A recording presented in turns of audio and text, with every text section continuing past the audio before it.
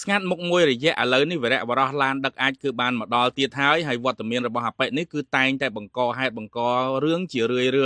ឥឡូវនេះបើតាមម្សិលមិញរបាយការណ៍ពីវីដេអូមួយនេះគឺថានៅកាសែតខែសតបានចុះផ្សាយថាអបិឡានដឹកអាចនេះគឺបានដឹកទូកុងតឺន័រមកចំនួនរហូតដល់50ទូកុងតឺន័រដើម្បីដាក់ឲ្យបានជួបជាមួយនឹងបងប្រុសដែលជាជនជាតិចិនដែលគាត់បានដកបលាលុះណាហើយគាត់បានសម្ភាសជាមួយអ្នកសារព័ត៌មានថាគាត់មានការជិះចាប់ណាដែលយោធាថៃបានមកហុំព័ទ្ធសម្ភារៈទឹកដីនៅក្នុងទឹកដីកម្ពុជាដែលជាសម្ភារៈរបស់គាត់រកស៊ីនឹងយូរតាមដំណឹងគាត់នៅខ្មែរជាង30ឆ្នាំហើយបងប្អូនអ្នកគ្នាយោងតាមប្រភពព័ត៌មានថាយោធាថៃបានដាក់ទូកុងតឺន័រជាច្រើនព័ទ្ធលើដែនអធិបតេយ្យភាពរបស់កម្ពុជាប្រមាណ800ម៉ែត្រពីប៉ុស្តិ៍ព្រំដែននៅតំបន់ថ្មដាខេត្តពោធិ៍សាត់នៅម៉ោងប្រមាណជា5ព្រឹកថ្ងៃទី7ខែកុម្ភៈឆ្នាំ2026នេះយោធាថៃបានបន្តធ្វើសកម្មភាពមិនស្មោះត្រង់ក្រោយបទឈប់បាញ់ចូលជាធរមានដោយពួកគេបានបន្តយកទូកុងតឺន័រមកព័ទ្ធយកដែនអធិបតេយ្យភាពរបស់កម្ពុជានៅតំបន់ថ្មដាក្នុងស្រុកវាលវែងខេត្តពោធិ៍សាត់គិតត្រឹមព្រឹកនេះយោធាថៃធ្វើសកម្មភាពដឹកទូកុងតឺន័រជាបន្តបន្ទាប់ដែលជាសកម្មភាពបំពេញលើបទឈប់បាញ់និងដែនអធិបតេយ្យភាពរបស់កម្ពុជាយ៉ាងពិតប្រាកដខណៈដែលកម្ពុជាគឺបន្តអត់ធ្មត់កម្រិតខ្ពស់បាទអញ្ចឹងនេះគឺបង្ហាញអំពីសកម្មភាពយោធាថៃបានបន្តថ្ងៃនេះគឺជាថ្ងៃទី2ហើយដែលរៀងតានតឹងបងប្អូនបាទម្សិលមិញឃើញមានដឹកទូកុងតឺន័រមកហើយថ្ងៃនេះគឺបានដាក់រាយបដាខ្លះហើយមានអ្នកសារព័ត៌មានជាច្រើនបាននៅទីតាំងកន្លែងនោះហើយខាងកម្ពុជាកំពុងតែតាមដានអំពីសកម្មភាពរបស់យោធាថៃនេះដោយយកចិត្តទុកដាក់អញ្ចឹងជាធម្មតាបងប្អូនដឹងហើយវីរៈបរោះដឹកអាចនេះខ្ញុំស្មានតែបាត់មួយរយៈមកជាប់គុកជាប់ច្បាប់អីបាត់ហើយឥឡូវនេះគឺនៅបន្តមកទៀតបាទនេះគឺសកម្មភាពថ្ងៃនេះបាទយើងអាចថាជាថ្ងៃទី2ហើយដែលមានភាពយ៉ាងតានតឹងណាអញ្ចឹងយើងឃើញថាអ្នកសារព័ត៌មានគឺកំពុងតែតាមដានយ៉ាងយកចិត្តទុកដាក់នៅទីតាំងកន្លែងនោះហើយចាំមើលថាតើសកម្មភាពយ៉ាងណាយ៉ាងណីទៀតនោះខ្ញុំនឹងបន្តបច្ចុប្បន្នភាពចែកជូនពុកម៉ែបងប្អូនបានទស្សនាបន្តទៀតហើយកុំភ្លេច share វីដេអូនេះម្នាក់មួយហ្នឹងហើយភ្លេចជម្រាបបងប្អូនអរគ្នានៅចុងវីដេអូបន្តិចអំពីចំណាប់អារម្មណ៍របស់បងប្រុសដែលជាជនជាតិចិនពាក់អាវខ្មៅនេះបាទគឺកាសែតមួយបានទៅសម្ភាសរបស់គាត់អំពីចំណាប់អារម្មណ៍អំពីគេហៅថាទង្វើឬក៏ទឹកចិត្តរបស់គាត់ហ្នឹងគាត់មានអារម្មណ៍យ៉ាងណាដែរហើយគាត់បង្ហាញពីការជឿចាប់បងប្អូនអរគ្នាដោយគាត់នឹងរស់នៅប្រទេសខ្មែរយើងរហូតដល់30ឆ្នាំមកបងប្អូនអរគ្នាបាទជិត30ឆ្នាំជនជាតិចិនម្នាក់ហ្នឹងណាអញ្ចឹងយើងឃើញថាសកម្មភាពគាត់គឺមិនខ្លាចទេជនជាតិចិនគឺគាត់បានទៅទាញលួសទាញបន្លាហើយគាត់ក៏ធ្លាប់បានគេហៅយកក្បាលគាត់ទៅញល់ជាមួយនឹងកំភ្លើងតាហ៊ាន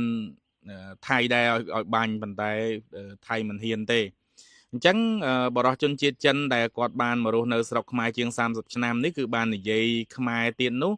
បានលើកឡើងពីការឈឺចាប់ព្រោះថាគាត់មានសន្តាគារបាទកន្លែងហ្នឹងគាត់មានទាំងសន្តាគារមាននៅកន្លែងរស់ស៊ីបាទសន្តាគាររបស់គាត់នៅឃុំថ្មដាខេត្តពោធិ៍សាត់ត្រូវបានទាហានថៃហុំព័ទ្ធដោយមិនអាចចូលបានថែមទាំងលួចយកសម្ភារៈអស់ទៀតណែអារឿងដែលគួរឈឺចាប់បំផុតណាគឺហុំព័ទ្ធហើយលួចយកសម្ភារៈគាត់អស់ទៀតណាអាហ្នឹងគឺជាសាក្សីសំខាន់មែនតើបាទគាត់ជាជនជាតិចិនអញ្ចឹងជនជាតិចិនដែលបានបើកចំនួននៅច្រកថ្មដាមានហាងលក់ទំនិញនិងហាងចម្រុះផ្សេងទៀតថែមទាំងមានបណ្ដាញគាត់ថាបង្ហាញពីការឈឺចាប់នៃទង្វើដ៏សាហាវរបស់យោធាថៃដែលចូលកាន់កាប់ទឹកដីខ្មែរដោយខុសច្បាប់ថែមទាំងធ្វើឲ្យលោកខាតបង់ថវិការាប់លានដុល្លារបាទគាត់បានបញ្ជាក់ថាលុយគឺគាត់គឺរាប់លានដុល្លារតែម្ដងហើយគាត់មានសន្តាគារមានហាងមានអីនៅកន្លែងហ្នឹងច្រើនណាហើយថៃលេងមកឈុតនេះគឺថាបាត់ទាំងដីផ្ទះរបស់គាត់ទីលំនៅឋានរបស់គាត់បាទអ្វីត្បិតតែគាត់នៅទឹកដីខ្មែរមិនប៉ុន្តែគាត់អាចបើកហាងបើកសន្តាគារអីនៅកន្លែងហ្នឹងបានហើយគាត់នៅខ្មែរជាង30ឆ្នាំហើយបងប្អូនអរគ្នាដឹងស្រាប់ហើយបាទយូរគួរសមដែរបងប្អូនហើយមានអត្ថបទមួយទៀតក៏បាននិយាយថាចេះបាទសារព័ត៌មានអន្តរជាតិឥឡូវនេះគឺកំពុងតែបន្តតាមដានយកចិត្តទុកដាក់និងបកអាក្រាតនៅទង្វើរបស់ថៃកម្ពុជាលើកឡើងថាថៃបានរំលោភលើបទឈប់បាញ់តាមបណ្ដោយព្រំដែនដោយយោធា ព័ត៌មានជាតិនិងអន្តរជាតិកំពុងបន្តរាយការណ៍អំពីស្ថានភាពតានតឹងនៅតាមបណ្ដោយព្រំដែនរវាងកម្ពុជានិងថៃយោងតាមសេចក្តីថ្លែងការណ៍ផ្លូវការអ្នកនាំពាក្យក្រសួងការពារជាតិលោកស្រីម៉ាលីសុជាតាបានបញ្ជាក់ថាភាគីថៃបានប្រើប្រាស់កងកម្លាំងយោធា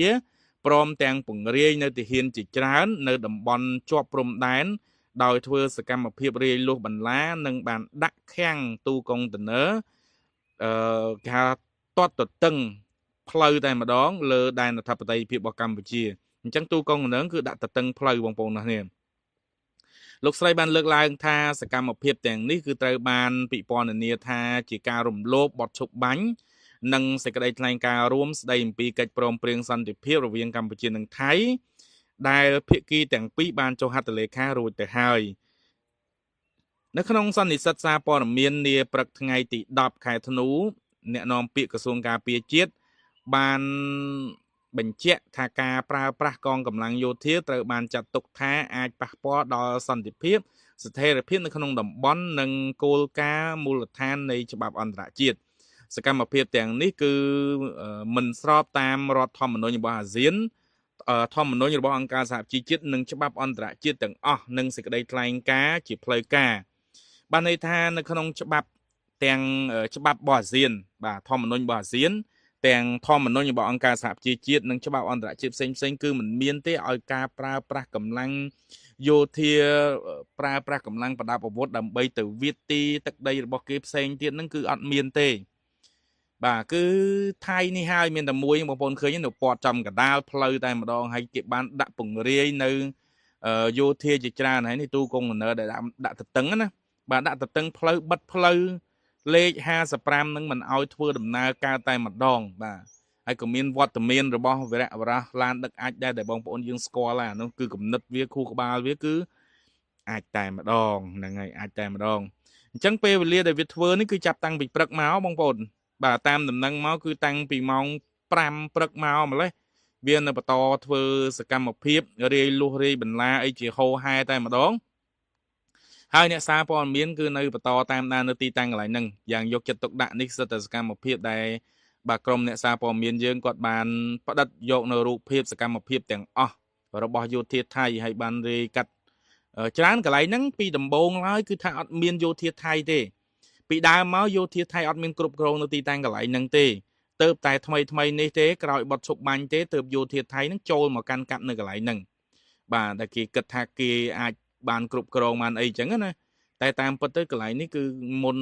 បត់ឈប់បាញ់ហ្នឹងគឺជាទីតាំងកាន់កាប់របស់កម្ពុជាទេបាទហើយទៅតែប្រហែលនេះម្សិលមិញហើយថ្ងៃនេះគឺវាសម្រុកចូលមកគ្រប់គ្រងនៅតំបន់នេះតែម្ដងបាទចោលឆ្លើមខ្មៅនេះបាទខ្ញុំចង់ជេរបងប្អូនអ្នកនាងបាទជិះចាប់ពេកអញ្ចឹងយើងឃើញថាអាណិតមែនតើបងប្អូនជនភៀសសឹកយើងច្រើនគ្រួសារណាដែលមិនទាន់អាចវិលត្រឡប់ទៅទីតាំងនេះបានឥឡូវខ្ញុំកំពុងតាមដានព័ត៌មាននេះបន្ថែមទៀតបើមានអីថ្មីខ្ញុំនឹងបច្ចុប្បន្នភាពចែកជូនពុកម៉ែបងប្អូននិយាយតាមអន្តរសាសនាតែមិនឲ្យធ្វើសកម្មភាពនៅតំបន់មានចំនួននិងនាំអ្នកពិនិត្យឬក៏សាទចូលមកទឹកដីខ្មែរនេះតែយើងមានសិទ្ធិប្តឹងទៅអន្តរជាតិបានដែរឬទេបាទខ្ញុំថាកម្រិតនេះវានៅត្រឹមកម្រិតនៃការតវ៉ាសិនបានវាមិនទាន់ដល់កម្រិតនៃការប្តឹងទៅអន្តរជាតិដាក់បណ្ដឹងទេបាទការពិតអាចបានដែរក៏ប៉ុន្តែបើសិនជាខ្ញុំមើលតាមលក្ខណៈដែលកើតមានឡើងនេះគឺនៅត្រឹមកម្រិតពីព្រោះអីគាត់ចូលមកគាត់ទៅវិញបាទគាត់ចូលមកគាត់ទៅវិញមិនចូលមកតាំងមកជាប់នៅហ្នឹងណាបាទឥឡូវហ្នឹងសូម្បីតែខាងទាហានថៃនៅជាប់កន្លែងហ្នឹងអានោះវាធ្ងន់ជាងចូលមកផងកញ្ញាបាទអញ្ចឹងវានៅក្នុងកម្រិតមួយដែលគាត់អាចតវ៉ាតាមផ្លូវទូតសិនបានគឺអញ្ចឹងហើយបានជាខាងប្រទេសកម្ពុជាគាត់ចេញសេចក្តីថ្លែងការណ៍តវ៉ាប្រឆាំងហើយប្រិយមិត្តមួយចំនួនគាត់និយាយថាឬសូតែចេញសេចក្តីថ្លែងការណ៍តវ៉ាហ្នឹងគឺអត់បានប្រយោជន៍អីកុំមានប្រសាសន៍អញ្ចឹងគេកុំនិយាយអញ្ចឹងអីគឺមានតម្លៃមកមានតម្លៃទៅលើជ្រុងនៃការផ្លូវច្បាប់ហ្នឹងគឺមានតម្លៃណាស់បាទប្រិមិត្តមួយចំនួនដែលមិនសូវតាមដានរឿងក្តីក្តាមអីហ្នឹងជាពិសេសនៅសហរដ្ឋអាមេរិកហ្នឹងបាទអត់យល់ពីតម្លៃនៃការដែលចេញពាក្យមួយហ្នឹងពីព្រោះនៅក្នុងផ្លូវច្បាប់គេយកអាសម្ដីរបស់យើងហ្នឹងមកសម្រាប់យើងវិញណាបាទនៅក្នុងផ្លូវច្បាប់ចាំបានទៅពេលខ្លះនិយាយពាក្យខឹងគេក៏ដោយអីហ្នឹងកុំនិយាយនៅក្នុងកម្រិតមួយដែលយើងអាចដើរថយក្រោយបានកុំនិយាយដល់កម្រិតមួយដែលប្រាហឹង្សាប្រអីអាហ្នឹងដូចចងខ្លួនយើងអញ្ចឹងណាបាទអញ្ចឹងប្រយ័ត្នអញ្ចឹងហើយបានការដែលខាងកម្ពុជាគាត់ធ្វើហ្នឹង និយាយរួមខ្ញុំមិនមែនតែថានិយាយសរសើរដើម្បីឲ្យប្រិមិត្តតែស្ងប់ចិត្តនោះទេគឺខ្ញុំឃើញចំហអ្វីដែលកម្ពុជាគាត់ធ្វើនោះគាត់មានលក្ខណៈស៊ីសង្វាក់មែនពីព្រោះគឺយើងទៅចាំថាគាត់ប្រកាសថាគាត់ខ្ញុំហៅគាត់នឹងដោយសារតែខ្ញុំនៅតែមើលស្ថានភាពហ្នឹងពីខ្ញុំជាអ្នកនៅសហរដ្ឋអាមេរិកដដែលពីភាគីអាមេរិកដដែលណាបាទហើយជាអ្នកនៅអត់មានពាក់ព័ន្ធនៅក្នុងរឿងហ្នឹងទេអញ្ចឹងពេលខ្លះបើសិនជាប្រិមិត្តដែលគ្រប់គ្រងរដ្ឋាភិបាលស្ដាប់ឮខ្ញុំនិយាយហ្នឹងថាលោកផ្សេងនឹងនិយាយដូចនៅឆ្ងាយពីស្ថានភាពដូចមិនភ្ជាប់ខ្លួនជាខ្មែរបើជាការពិតពីខ្ញុំនិយាយមើលពីស្ថានភាពខាងក្រៅនេះទៅណាបាទដោយខ្ញុំមិនចូលកាន់ជើងនោះទេគឺកម្ពុជាខាងគាត់គឺលោកបង្ហាញនៅចំហដែលមានលក្ខណៈស៊ីសង្វាក់នឹងតាំងពីដើមមែនគឺថាគាត់យល់ថាគាត់ត្រូវប្រើកម្លាំងការទូតអញ្ចឹងដូច្នេះតាំងសម្ដីនិយាយតាំងអ្វីទង្វើរបស់គាត់នឹងវាស៊ីសង្វាក់បាទស៊ីសង្វាក់វាខុសពីថៃដែលគាត់និយាយម្ដង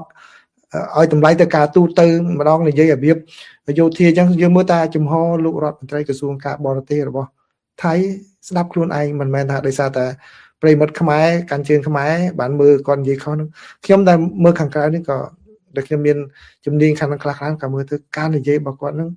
មិនដឹងជាម្ដងណាម្ដងគាត់ដូចអ្នកការទូតម្ដងដូចគាត់ដូចទាហានគេដែរអញ្ចឹងមកនិយាយចេញមកគ្រប់បែបយ៉ាងទាំងអស់បាទបើកាលណាយើងធ្វើអ្វីក៏ដោយបើយើងសម្រេចថាយើងប្រើច្រកហ្នឹងប្រើច្រកហ្នឹងយើងប្រើអស់សិនបាទគឺបើកាលណាយើងសម្រេចប្រើច្រកហ្នឹងគឺប្រើឲ្យវាតាំងពីដើមដល់ចប់ហ្នឹងគឺឲ្យមានលក្ខណៈស៊ីសង្វាក់គ្នាយើងនិយាយថាយើងអហិង្សាគឺអហិង្សាតាំងពីដើមអញ្ចឹងទៅបាទអញ្ចឹងដូចខ្ញុំនេះខ្ញុំតែនិយាយថាខ្ញុំចំហខ្ញុំគឺខ្ញុំមនុស្សកំសាកនិយមសន្តិភាពនិយមអ្នកខ្លះហៅខ្ញុំថាអាញីអាកំសាកអីហ្នឹងទទួលបាទទាំងអស់បាទហើយ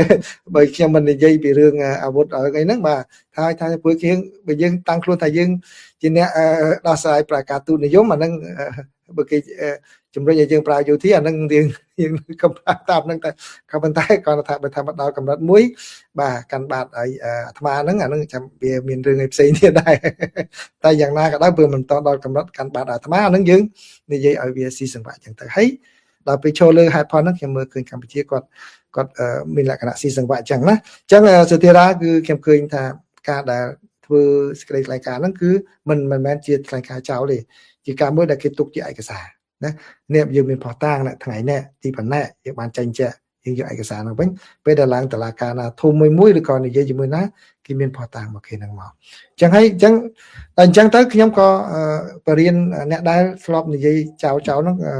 ឲ្យចេះធ្វើការផងការងារនៅលើសំណុំឯកសារអីមួយអញ្ចឹងយើងត្រូវដាក់មកជា dossier មួយយើងដាក់ថ្ងៃនេះគេធ្វើអញ្ចឹងបាទរបៀបដូចអ្នកនាំពាក្យអញ្ចឹងណាយើងត្រូវមានបញ្ហានឹងយើង classify វាទៅជាបញ្ហាដុំអញ្ចឹងពេលដែលអ្នកសារព័ត៌មានសួរមកយើងបើកមើលអូកាលថ្ងៃមុនយើងឆ្លើយចេះយើងធ្វើមិនឆ្លើយឲ្យវាស៊ីសង្វាក់គ្នាកុំ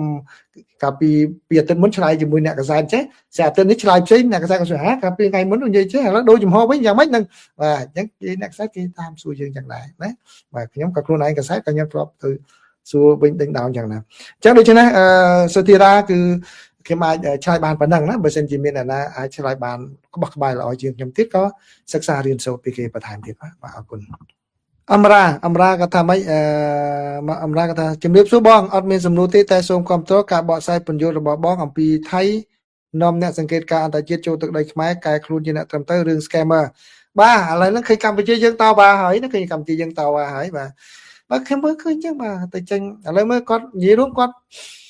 បានផលរបស់គាត់មែនបាទគាត់បានផលរបស់គាត់មែនគឺសារព័ត៌មានអន្តរជាតិនានាបានធ្វើសេចក្តីរាយការណ៍ច្រើនដោយដែលខ្ញុំបានបកប្រែអត្ថបទមួយរបស់ ABC News របស់អូស្ត្រាលីអញ្ចឹងណាបាទគាត់បានផលរបស់គាត់មែនគឺខ្ញុំមើលឃើញបញ្ហាហ្នឹងក៏ប៉ុន្តែមិនមែនមានន័យថាគេគ្រប់គ្រងឲ្យគាត់ធ្វើទង្វើហ្នឹងម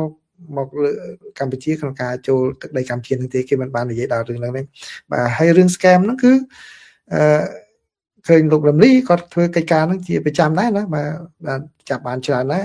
បាទបើទោះបីជាហេតុផលជំរុញយ៉ាងម៉េចចុងក្រោយនេះគឺយើងឃើញជាលទ្ធផលគឺការអនុវត្តអញ្ចឹងមែនបាទអញ្ចឹងថៃគាត់ខិតខំលុបលាងខ្លួនគាត់បាទលុបលាងខ្លួនគាត់ដោយធ្វើសកម្មភាពបែបហ្នឹងបាទកម្ពុជាជំទាស់ឲ្យខ្ញុំខកចិត្តមែនតើសារព័ត៌មាននិយាយរួមខ្ញុំឃើញសារព័ត៌មានខាងថៃសរសេរវាអយុត្តិធម៌ច្រើនរឿងណាប៉ុន្តែខ្ញុំអត់សូវចង់ច្រឡោតឆេះដុំដូចអត្ថបទរបស់ខៅសូតម្សិលមិញដែលខ្ញុំយកមកបង្ហាញដែលគាត់និយាយថាកម្ពុជា upset រឿងគេនាំទៅមើល scam center ហ្នឹង សរសេរហ្នឹងវាខ្ញុំរៀបចូលទៅខមមិនតប៉ុន្តែនៅឃើញខ្ញុំបាទវាខុសស្អីរឿងពេកណាវាខុសស្អីរឿងពេកបាទគឺកម្ពុជាគាត់និយាយពីរឿងnàyឯងនាំបរទេសចូលមកដីកម្ពុជាមកគ្រប់គ្រងដីកម្ពុជាគាត់សរសេរចំណងជើងគាត់ទៅរឿងផ្សេងតែបាទខៅសូនគាត់សរសេរប្រទេសផ្ដាស់ដែរបាទបណ្ឌរិទ្ធគាត់ថាអ្វីជាគោលបំណងពិតរបស់ថៃដែលនាំទាំង FBI មកមើលកន្លែងឆោបោកលោកកឹមសេងលោកបណ្ឌរិទ្ធដោយតែខ្ញុំនិយាយអញ្ចឹងបាទគឺគាត់ខ្ញុំយល់ថាគាត់ចង់លៀងខ្លួនគាត់បាទឲ្យបន្ថែមទៅលើគេថា justify ណា justify គឺបង្ហាញនៅហេតុផលដែលគាត់ធ្វើក្នុងពេលកន្លងមកហ្នឹងគឺវាស្របទៅរឿងនេះគឺកម្ពុជានឹងជាជំរក scam ជាជំរកអីមែនអីចឹងណាបាទគឺគាត់ចង់មិនចឹងអាហ្នឹងទី1ទី2គឺនិយាយរួមគាត់ចង់ធ្វើឲ្យយើងខ្មាស់អន្តរជាតិដើម្បីបង្ហាញរឿងហ្នឹងផងហើយនឹងដូចដែលខ្ញុំបាននិយាយថ្ងៃដំបូងនេះគឺការឃោសនារបស់គាត់ហ្នឹងនៅប្រទេសគាត់ហ្នឹងកំពុងតែបង្កើតឡើងអញ្ចឹងដូច្នេះគាត់ធ្វើឲ្យរឿងហ្នឹងឲ្យកាន់តែធំឡើងទៅបាទធំឡើងទៅគាត់ដើម្បីយក credit ពីរឿងហ្នឹងថាគាត់បានចូលរួមប្រតិបត្តិការអីហ្នឹងបាទពីព្រោះអីដូចមានប្រិយមិត្តមួយចំនួនគាត់និយាយថាចុះអារឿងស្នាក់ការអីនៅខាងក្នុងឯតែថៃគាត់រៀបចំមុនទេមុនហាអន្តរជាតិទៅសេនាអនុព័ន្ធយោធាទៅហ្នឹងសំណួរហ្នឹងល្អមួយយ៉ាងដែរខ្ញុំនឹកអត់ឃើញណាពេលភ្លាមតំណងដែរពីព្រោះយើងមើលទៅដូចជាមិនតំណងទេយោធាថៃមកគ្រប់គ្រងក្នុងរយៈពេលតាំងពីថ្ងៃ27ខែធ្នូមកឥឡូវជាង1ខែទៅហើយតំណងមកឃើញអាដុល្លារហ្នឹងរាយប៉ាយនៅលើអត់ហ្នឹងទេទាហានថៃហ្នឹងក៏អត់រើអាដុល្លារហ្នឹងគេឬក៏ទាហានថៃហ្នឹងដឹងអាដុល្លារហ្នឹងคล้ายមិនបានមករើបាទវាគួរឆ្ងល់ដែរឃើញដុល្លារធ្លាក់ហ្នឹងរូបថតគេថតមកខ្ញុំឃើញណារូបថតគេថតមកឃើញដុល្លារក្តាម100ធ្លាក់ពេញដីនៅហ្នឹងហើយអ្នកកសែតទៅថតហ្នឹងមិនក៏ទាហានហ្នឹងបិទហុំល្អអត់ចូលក្នុងហ្នឹងយ៉ាងម៉េចហ្នឹងឬក៏រៀបចំទុកមុននិយាយលេងណាបើឃើញប្រិមិត្តលើកឡើងតែវាគ្មានលក្ខណៈ logic អីនៅក្នុងហ្នឹងប៉ុន្តែគាត់ថាអ្វីដែលគាត់ធ្វើ comment ហ្នឹងខ្ញុំផ្សាប់មើលទៅមួយយ៉ាងដែរបាទលើបណ្ឌរិទ្ធខ្ញុំយល់អញ្ចឹងណាបាទអញ្ចឹងសូមឆ្លើយមកសំណួរពីសំណួរទៀតដល់មកបាទលោកសិថាព្រំ I hope it will be quiet till February and fair to see for later on and you ខ្ញុំសង្ឃឹមយ៉ាងដែរលោកសិថាបាទខ្ញុំសង្ឃឹមយ៉ាងដែរបាទពីព្រោះយើងគិតលេងចឹងណាបាទលោកសិថាពេលនេះពេលនៅថៃគឺជាពេលដែលថៃគេហៅថាក្នុងដំណាក់